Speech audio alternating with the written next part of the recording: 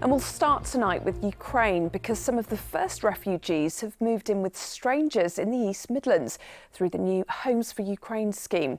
And for one Nottingham family, the first challenge is the language barrier. They're relying on using Google Translate to communicate with their new house guests, as our social affairs correspondent Jeremy Ball reports. No.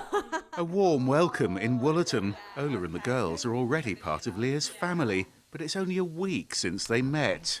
It was very emotional. They were very happy to be here, but obviously very emotional, quite scared. For frying the beetroot? For frying? Ola is a wonderful cook. They're genuinely lovely girls who get our sense of humour. Ola, why do we have to fry the beetroot before we put it in the pan? And just listen to this. Оля, чому ми повинні смажити буряк? This is how they're cooking and laughing and living together when they can't speak the same language. I don't know how we would get by without Google Translate. It's been a lifesaver. It will convert the English into Ukrainian and you can then put that on speaker so they can all hear it, but it isn't perfect. For example, she was trying to say that Dasha had to finish her homework and then they watched a movie. But what it came out as is they tried to make a rabbit. Kate and Dasha and their mum have moved into Leah's spare rooms. It's home from home after fleeing the war.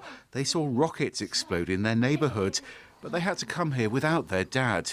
Так, звичайно, я дуже хвилююся за свого. So, of course, I am very worried about my husband in Ukraine because he is a doctor and he is a conscript. He stays there, but he says that when we are safe, he is calm. Так, нам дуже подобається цей. We really like this area and we especially like this family. Most families are still waiting to get their Homes for Ukraine visas, and Leah says that process was too complicated. There's still lots of paperwork, like organising schools and bank accounts, and they're struggling to get the emergency financial support that's been promised by the government. Lack of information has been the most challenging thing. My advice would be to think about it very carefully because it is strange having people come into your home. I think it's very important to consider your boundaries in the home. The best thing about it is feeling like we're actually doing something to help Ukrainian people who are really in need. And I would like to think that if it was me and my daughter, somebody would do the same for us.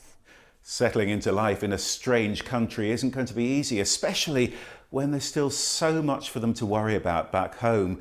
But the welcome they're getting here in Woollerton is going to make all the difference. Jeremy Ball, BBC East Midlands Today, Nottingham.